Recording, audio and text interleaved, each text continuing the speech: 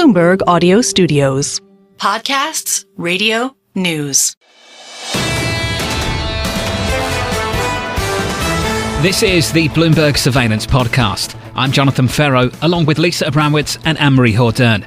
Join us each day for insight from the best in markets, economics and geopolitics. From our global headquarters in New York City, we are live on Bloomberg Television weekday mornings from 6 to 9 a.m. Eastern. Subscribe to the podcast on Apple, Spotify or anywhere else you listen. And as always, on the Bloomberg Terminal and the Bloomberg Business app. Tchir of Academy Securities coming back with us, saying, bottom line, the Fed cuts by 25 at the next meeting. It should be a neutral to mildly hawkish 25 basis points, as the underlying data away from the unemployment rate based on back-to-back bad months in the household survey is likely to be deemed the outlier. Peter joins us now. Peter, thank you so much for being back with us. I want to get a sense of what you make of yesterday's price action. I know reading the tea leaves of the market can be a fool's errand, but it seemed odd that the initial reaction was to buy bonds, great auction, and then something changed. You know, I think everyone really has these animal spirits. I think everyone's trying to look through this and say, there is a real chance that Trump cuts a lot of red tape, that he reduces regulation, that he promotes business.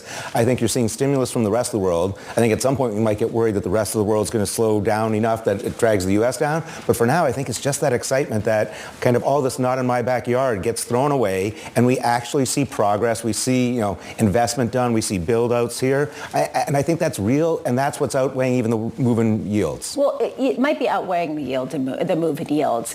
But what is behind that yield, that move in yields, given the fact that basically we're counting on a Federal Reserve to cut rates by 25 basis points next week, and you got central banks around the world that are chopping away as quickly as they can? I think we are not going to see a much lower inflation picture in the U.S. Partly, companies are front-running some, tariff fear, so there's been buying on that. And if we are going to build things in the U.S., which I think there's going to be a push, quite frankly, it's going to be more expensive to do it here than it would be elsewhere. Otherwise, we probably have been doing it here already. So I think there's going to be some costs associated with that. There's going to be a build-out in logistics. We're going to need infrastructure to do all that. So I think it's going to kind of keep inflation a little bit high. You're seeing the data centers grow, all those things. I would say on the equity markets, I see some froth. I'm a little bit nervous, but I think as we talked about earlier in the week, it's really hard to short anything in December, right? The seasonal, factors are in your adjustment. And let's also not forget, the amount of money that's been made in crypto in the last few months is certainly helping spur Christmas shopping or holiday shopping. It's doing everything. So, while Bitcoin kind of keeps going up and everyone's excited, I just think that feeds to that overall, we have to buy more of this stuff. Yeah, I wonder what the housing market in Miami looks like right now with after that Bitcoin surge. Getting back to the central banks of it all, though, on the way up, on the hiking cycle, there was this fear of diverging from the Fed because you want your currency to stay strong enough that you could continue to fight inflation. The opposite is happening now, and you have concerns from different countries about the weakness in their growth. Do you think that this is going to be a divergent cutting cycle, that you're going to see other central banks that want to get out in front of the Fed and have bigger cuts to them and frankly would welcome a Fed that maybe goes on pause in 2025? Yeah, I think they want to do that. I think they need to do that. Again, Europe is kind of a mess right now, and that Germany, which had been the juggernaut and real the anchor, support of everything, they themselves are struggling right now. So that's going to leave the ECB job very difficult. And I've always thought that a big chunk of the tariffs, that if any actually get put on, will be absorbed by a much stronger dollar. And I think that's what we're seeing, right? This dollar strength will offset any of the tariff prices, and that will keep, that pressure lower than it would be otherwise. You also said something moments ago, though. You said that the animal spirits are dependent on everyone believing weak growth elsewhere won't affect the U.S. At what point does that change? Certainly probably not this month because everyone's kind of very focused on the holiday season coming up. But I think as you start looking to January and February, okay, how long can we continue? And again, today I think I saw a headline from you that I think is going to be a bigger theme again next year is BYD is now, I think, outpacing Volkswagen in Brazil. And my view has all along been that China's trying to buy time to make sure they can sell their brands globally. So I think we get all excited about this growth and all the stimulus. And I think in the end, we have to be much more prepared for China trying to sell their brands globally, particularly into emerging markets, and more Europe. I think the European weakness plays to China. Right, because if the walls go up on everyone, China's going to have to find a place to dump their exports. When it comes to this idea of potentially where animal spirits are starting to maybe wane, do you want to look elsewhere? Places like China, places like Europe? Yeah, I actually think the Chinese stock market's somewhat interesting. It sold off after Trump, won, but I think some of that's going to be a mistake because I do believe that they really have to continue with the stimulus. They have to get their things going, and they're going to do everything that they can to help their brands and therefore their stocks. I don't think it's going to be great for global growth. I think there's an opportunity in Chinese stocks as a trade, not as an investment. So I like that. I think around here, commercial real estate, that's become kind of more and more of a theme. I think, work from home is winding down. I think, the DOG or whatever it's called is one thing. The Doge is very convinced that, and I think rightfully so, that all federal employees who are still working from home will be pushed into office. So I think you're going to see a resurgence in that. And yields, while they go higher, maybe you get to 450 on 10s with a potential spike to 5. You don't go below 4. I think a lot of commercial real estate can do well in that environment. If you're a traveler and not a settler in terms of the China stock market, how concerning is it for you that Congressman Waltz, Senator Rubio, potential ambassador Jamieson Greer have all called for decoupling of China and the United States? I think we should be somewhat concerned. Then, on the other hand, Trump supposedly invited Xi to come to the inauguration. So, again, I think everything with Trump is a little bit of a game, a lot of negotiations back and forth. I think it's in China's interest to remain as coupled as possible. I think long-term, we'd probably be better decoupling, but I think we'll get sucked into doing short-term trades that actually favor China over us in the long term. Can you get into that more? Because you have a really fascinating view that you've been writing about for some time, that Trump could go for what looks like a win with China, but actually gives China an advantage in the U.S. Right. So we see all the problems that Chinese economy is having, right? And U.S. companies do not want to invest in there. U.S. companies are kind of running their factories at a minimum there. So China, the only way they're ever going to grow is by selling their products. They need to buy time to do that, right? They're struggling right now. And I think they will come up with some deal that looks attractive to us and say, oh, this is perfect. This solves our issues.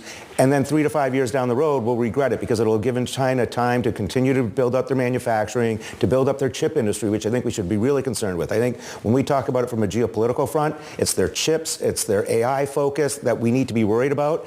And I don't like any deal that kind of buys them time, takes some pressure off of that, and lets them grow. And that, to me, is the risk because they've got that longer-term horizon than we necessarily do. Can we talk about timeline for this? What does a longer-term horizon look like? I think they can think in terms of decades, but to me, and something like AI and chips, this is a 3 to 5 year thing where they're trying to play catch up. They're aggressively doing it. They don't have access to ASML or some of the high technology, but two things are going on. One, they're able to make smaller chips than we would have thought possible. They make them very inefficiently using old machines to make those, but they are getting those. And then the bigger advances that we're starting to see in the chip industry are coming from packaging and how these chips are layered in the semiconductors. And that technology is actually much easier. So China might be able to actually get some pretty good advancements even while we're trying to restrict it. And on top of that, we're seeing how easy it is to get around restrictions anyways. Well, and that's actually what I wanted to ask you. What do you make of NVIDIA expanding its staff in China at a time where there are supposedly these restrictions and they're trying to find ways to maintain their presence and their business in the region? And I think that's going to be a really difficult thing. And I do think companies like that will unfortunately face some pressure from this administration. I think no matter what Trump would like to do from a business side, I'm a complete believer that some high level of national security has this very high on their agenda. It's bipartisan.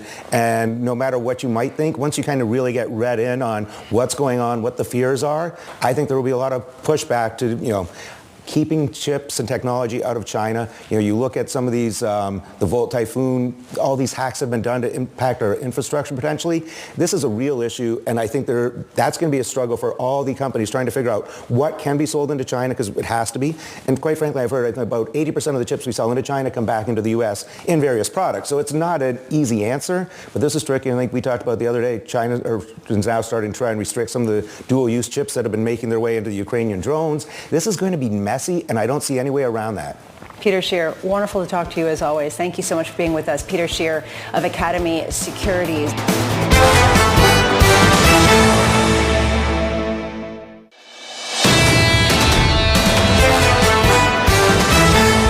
Here's the latest. President-elect Donald Trump naming Andrew Ferguson as incoming FTC chair to replace Lina Khan. The move raising expectations for mergers and acquisitions under Trump's second administration. The news coming just as grocery store chain Albertsons backed out of a merger agreement with Kroger after it was blocked by a federal judge, as well as following up with a number of vicious back and forths in the legal space. Frank Aquila of Sullivan Cromwell joins us now, who focuses on mergers and acquisitions. Frank, we heard that incredible bullishness from Paul Taubman. How much is that what you're hearing from pretty much every single one of your clients right now? Well, I think, first of all, we are definitely hearing it from the investment banking community. And, Paul has somebody I've worked with for a long time, and he certainly knows, what's happening in the markets. What we're hearing from clients is that, deals they talked about 18 months ago, a year ago, they are now talking about, okay, now's the time to do it. Because one of the concerns under the current administration is that even if you got approved, because 98% of the deals go through, is it was taking 6, 9, 12 months for deals that had no anti-competitive aspects to it. So there was a real concern that you'd get tied up in the process, and it would sort of freeze you from a strategic financial point of view. So the view is that things are going to happen much more quickly. Yes, certain deals will get blocked, certain deals will get challenged, but it's going to be a distinct minority. Is there a clear sight of what will get blocked? That there is a certain type of transaction that will come into focus, whether it's foreign money coming into, say, a steel company, or whether it's, say, a tech company looking to pick up another smaller firm? Well, I think we have to remember that, even in the Ronald Reagan era, which was pretty wide open in terms of merger clearance and antitrust generally, there were deals blocked. So anti-competitive deals have been blocked in every single administration, and I'm sure will get blocked now. Which sectors will they look at more closely? Certainly tech, healthcare to a certain extent, retail, things of that, directly impact the consumer. Those things are definitely going to get looked at very closely. What do you see the appetite in for foreign companies? And is it driven by this carrot and stick idea of potential tariffs, or is it because they want exposure to U.S. exceptionalism? I think we were going to see a lot of inbound M&A from Europe and Asia, particularly Japan, even if Harris was elected. The drive is that the U.S. is growing. The markets in both Europe and Asia are fairly stagnant.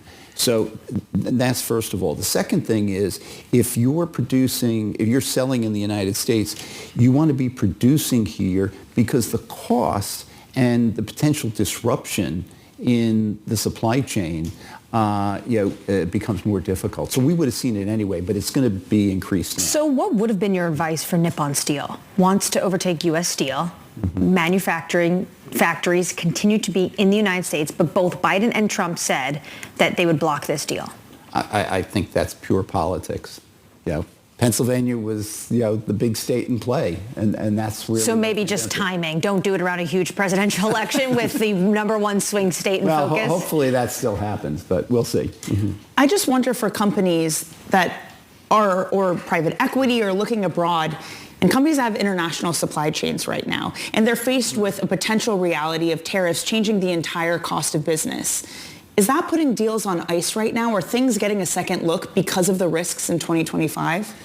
I think people have been focused on supply chain issues, not necessarily because of tariffs, but since the pandemic. And that's really when we saw the first disruptions, which a lot of it was what led to inflation.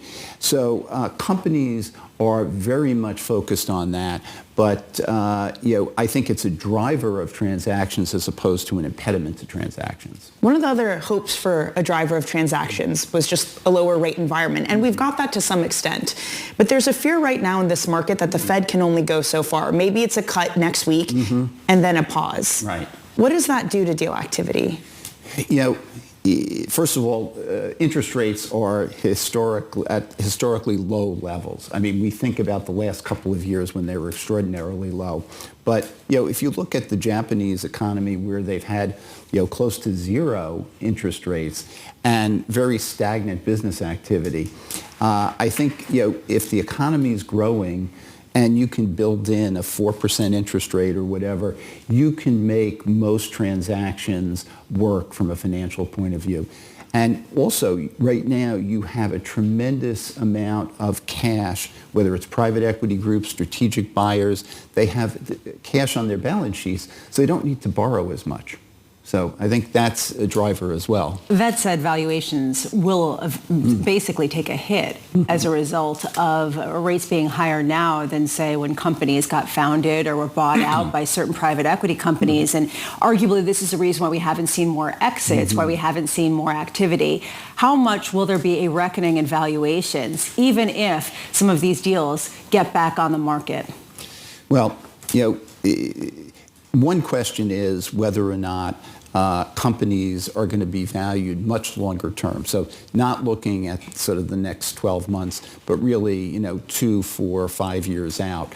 And so to the extent that you're doing an acquisition, I think you're going to be prepared to look at it much longer term. In terms of exits, I know talking to people in the VC and private equity world, they've not had a lot of exits the last few years. They're looking forward to a number of exits next year. And I think they're also, whether it's through sales or IPOs, and I think the IPO market's going to be hot as well. That's not my area, but I think it's going to be hot. Paul Taubman said that it's going to be the fastest M&A market in 10 years. Do you agree? Yes. Frank Aquila, thank you so much for being with us. Frank Aquila of Sullivan and Cromwell.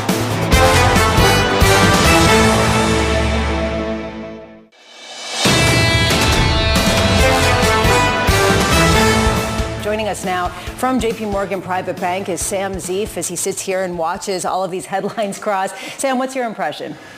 I think you guys have really nailed it. All of these central banks, between the Fed, the S&B, and the ECB now, are trying to ensure that inflation stabilizes at 2%. But how they're going about it is completely different. The Fed is thinking about how do they inch down towards neutral, keeping policy restrictive enough because the economy is in a really good place and they don't want inflation to reaccelerate. Where I would argue that the S&B and now the ECB with the drop of restrictive in the terminology is actually just arguing, well, how far below neutral might we need to go to ensure that inflation stabilizes at 2%? And that divergence between what we're seeing with these major European central banks and the Fed is really what underpins our view in FX that the dollar is going to be strong, particularly against these types of currencies. Does it go far enough? Because Robin Brooks of the Brookings Institute has been arguing that Europe desperately needs a weaker euro, that you're not going to get instituted anything that Draghi outlined of Europe coming together and spending more. The budget standoff in France shows that they have very little fiscal room, and because of that, they should be decoupling from the Fed at this moment and be doing larger cuts. Yep. Do you think there's any credence to that argument? Yeah, I mean, whether it's because I don't know if a weaker euro is going to actually spur innovation and investment, which is what that Draghi report made, but clearly the economic trajectories are very different. The Fed's or the US's is arguably tilted to the upside. The economy is in a really strong place. European economic outlook is definitely tilted to the downside when it comes to growth. I don't think the euro is the main policy tool there. I think it's interest rates. But there's room to lower interest rates. There's room to move further into accommodative territory. That's going to be the ECB's priority. The euro is the knock-on effect, and it's going to end up in a weaker euro. But really, it's going to be the rate channel that they focus on. We do see the euro dropping after this decision below 1.05 against the dollar. Do you see parity next year, given the fact that it's a weaker growth environment in Europe, and on top of that, they're dealing with a Donald Trump administration? We definitely wouldn't rule it out. In the private bank, the lower end of our kind of euro range that we're looking at in 2025 is 102. But, as an FX strategist, I know the difference between 102 and parity is, going to a few days, let's say, of trading. So a test of parity is definitely something that we're not ruling out. And definitely one of our high conviction views that we're talking about with our private bank clients is being underweight European assets, favoring the dollar, being short euros, funding in euros, all of these things that benefit from the same thing. Given the political paralysis we're seeing in France and Germany, given the fact that they are dealing with a tougher environment in terms of potential trade wars in 2025, the ECB is saying they're going to follow data-dependent meeting by meeting approach. Is that correct? Or do you think Lagarde, when she comes out and gives her rhetoric and answers questions, she's going to tilt more to the dovish side? I think the most interesting thing from the press conference that I'm going to be watching is, so they've gone by 25 basis points today, but the market is still pricing in about a 30-40% probability of a 50 basis point move at some point, either in January or in March. Whether that there's some nod to the fact that that could be on the cards, they've so far been fairly, let's say, cautious in guiding against a 50 basis point move. But I think because that market pricing is there, it's going to be really important to watch whether they endorse that type of probability or possibility. And then that's going to be how I take up the press conference to be whether they're moving in a more dovish direction or not. Should we be talking about negative rates again, like the S&B is? So I would say that what they said, just to be clear, is that, as you said, no one likes them, but they're there and they work, particularly for a country that is really using, let's say, the currency as their main tool for monetary policy. I don't think that the S&B is going to go back into negative rates unless the ECB kind of forces them, right? Think about when they went into negative rates last time. It's when the ECB went negative, the S&B felt like they needed to respond.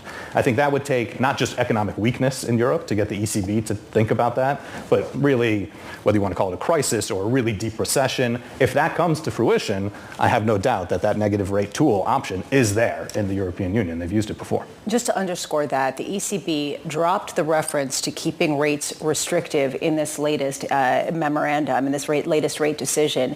How big of a shift is that, just to underscore, in their rhetoric, in their approach, when previously they'd been talking about inflation as really the preeminent concern? Yeah, I think this is definitely I think everyone knew that they were going back to neutral. The market was already pricing some probability they'd go into accommodative territory, but I think this really crystallizes the break between the ECB and the Fed, and that the Fed is still talking about keeping rates sufficiently restrictive to ensure that they bring inflation down from the high side, where now the ECB is officially basically endorsing that they're going to need to go not only to neutral but maybe below, and that's how they're going to stabilize inflation. With this divergence potentially widening, at what point do we have to worry about a strong dollar becoming an actual disruptive force in global markets?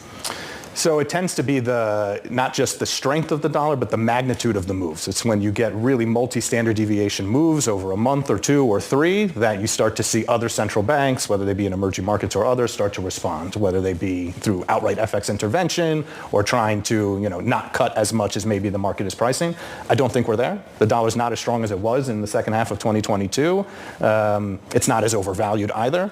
And I think, again, the dollar is just kind of the byproduct of this divergence. And so at least at the private bank, we're continuing to lean into it. We don't think that this trip is over. Sam Zief of JP Morgan Private Bank, thank you. This is the Bloomberg Surveillance Podcast, bringing you the best in markets, economics and geopolitics. You can watch the show live on Bloomberg TV weekday mornings from 6 a.m. to 9 a.m. Eastern. Subscribe to the podcast on Apple, Spotify or anywhere else you listen. And as always, on the Bloomberg Terminal and the Bloomberg Business app.